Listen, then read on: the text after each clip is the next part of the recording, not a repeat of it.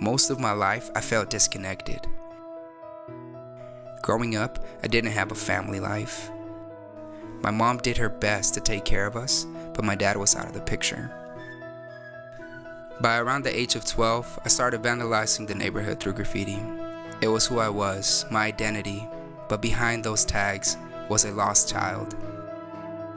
I dropped out of school, I started using drugs, and eventually got into some trouble. Most kids spend their birthday with their family and friends opening presents and celebrating. I spent my 17th birthday in a jail cell. I didn't know it at the time, but that night ended up being the best thing that ever happened to me. Part of my punishment was to do mandatory community service at a nearby church. The men in charge looked at me and said, "Okay, let's get to work." I knew I had to get healthy, and my cousin invited me to go to church. Turns out, it was the same church I had done community service, and the guy I thought it was the janitor was actually the pastor. This was when the picture began to change for me. I stopped using drugs, I went back to school, I started to put my life back together. I really connected with one of my teachers.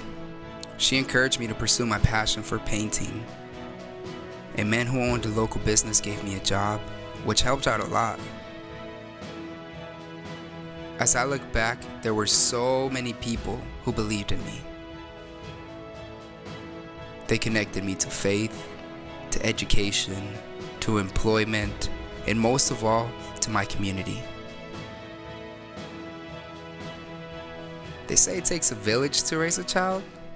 For me, it was my mom, it was a pastor, a teacher, a business owner. A whole community came together and changed my story.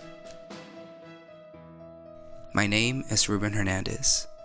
This is my story.